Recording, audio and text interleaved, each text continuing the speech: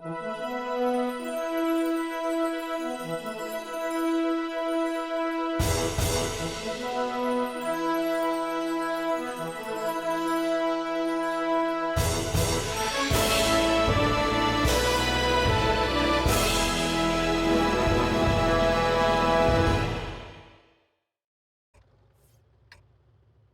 back to What Arty Noobs with General Disturbance. This is the AMX 13105 mle.50. It's the Tier 5 French SPG. This one's located on the south spawn of Mines, and it's under the command of Gladiusetscutum of the Noobs clan. Well, I don't think there's any BS in this game at all. Well, this is the Arty that was designed and built from the hull of an AMX 13175, and they actually designed it in 1950, and that's why it says mle.50 in the name. Now, it's a 105mm main gun, which is capable of doing 445 alpha, 30mm pen, and a 1 meter burst radius. First targets come into the castle grounds, fires around it, oh, just misses. Okay, well, this Arty plays very much like the 105 LEP-H 18v2, and if you are a connoisseur of that particular Arty, it's well worth getting one of these. Oh, that's a good shot! That's a penetrating shot on the Super Chaffee. Yep, he got a pen there for sure. He picked up 442 hit points, and with a 445 alpha, that's a low roll pen, but it's only a low roll by 3 hit points. And now you can see this is just like the PP in that it's super accurate and does have a very decent pen.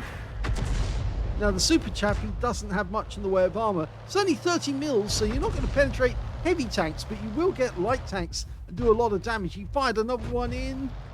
Not yet, not yet. He's looking for the target. He's lost the target, so he's looking for others that he can hit instead. Okay, a Yak Panther over there. He's actually aiming. Oh, he looked away after he fired, but I think it's because he saw the chaser from an enemy Arty, and I think he wants to take that enemy Arty out. Now, the enemy Arty in this game are an Eshie and a Bishop, and we've just found out where he is. He's behind the bush. And that just missed him.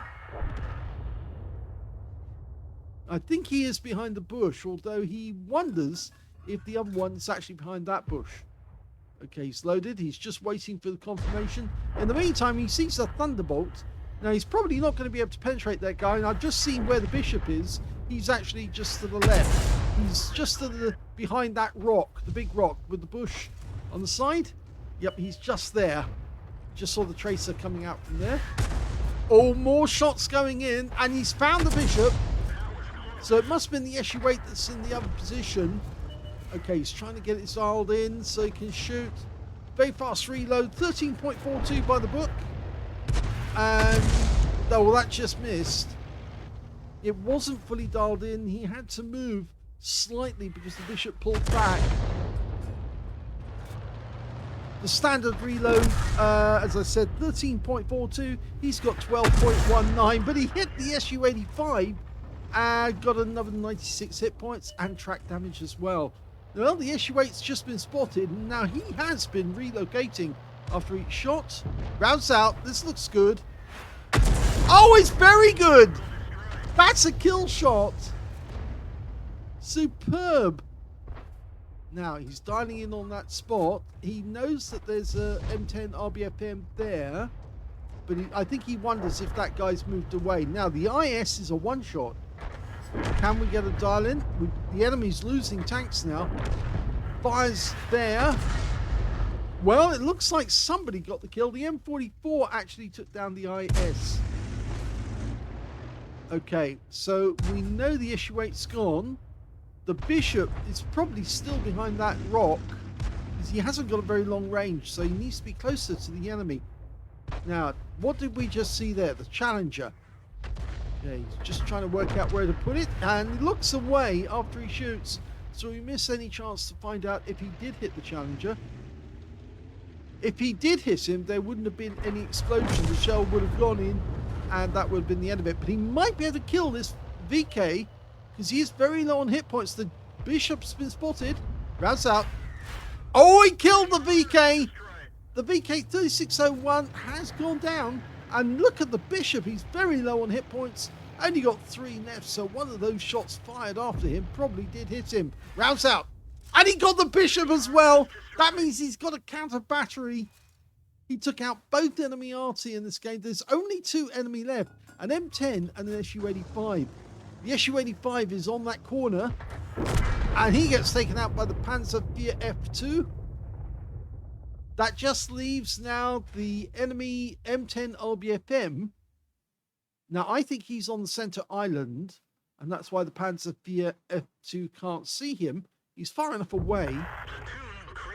And we have platooned with one of the other players, the Panzer IV F2, which leaves the M44 as the only other member of the platoon who hasn't got a kill, hasn't got 3 kills. But the M10 goes down to the Scorpion, and that's the end of the game. Here's the end of battle results, and that was the first ace tanker to Gladiusetscutum85 of the Noobs clan in the AMX 13AM. He managed to get a 4 counter battery fire medal, yes, for taking out both enemy SPGs, and he got a bruiser medal as well for getting at least 5 critical hits. In fact, he got 10 in this game, and his win rate was very high, 3,670, which is Super Unicum standard.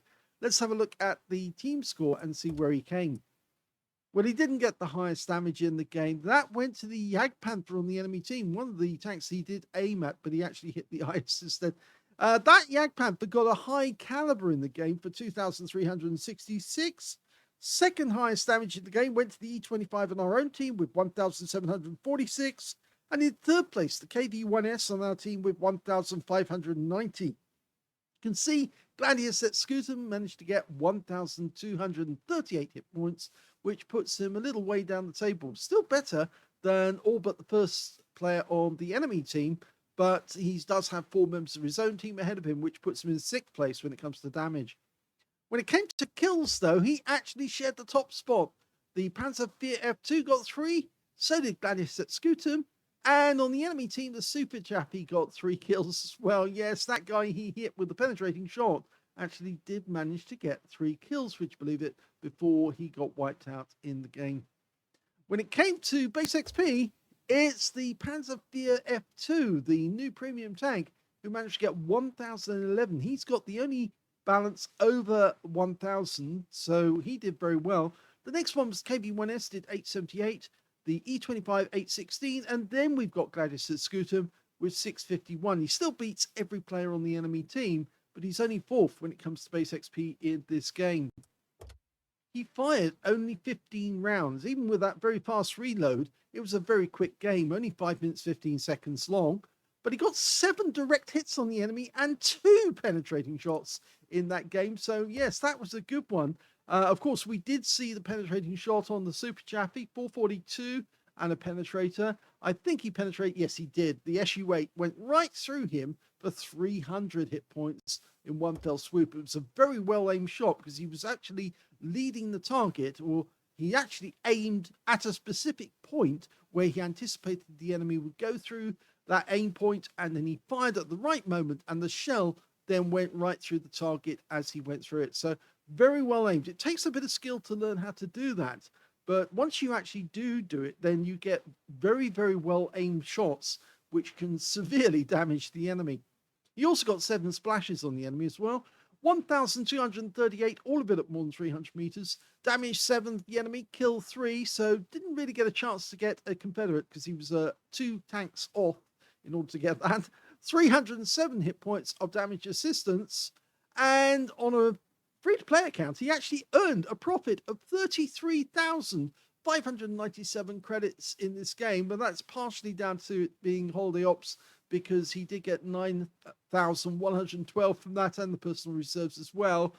So it's good that it is holiday ops. He would have had 47,000 if he'd been a premium account. And because of the XP, he managed to get 1,953 out of that one as well. Now, I think this is one of the underrated artists in the game. So few people actually play it because they only play through it to actually get to the AMX 13 F3 AM, because that's got a 155mm howitzer instead of this one just having a 105. But this is the Arty that is most like the 50, other than, of course, the Bishop and the FB304, because they've got super accurate shells. But the difference with this one is that it's very, very much like the Fifi. And of course, you can put the crew from an AMX 13 AM into your Fifi to get them fully trained and then make them super accurate. It plays very much like the Fifi.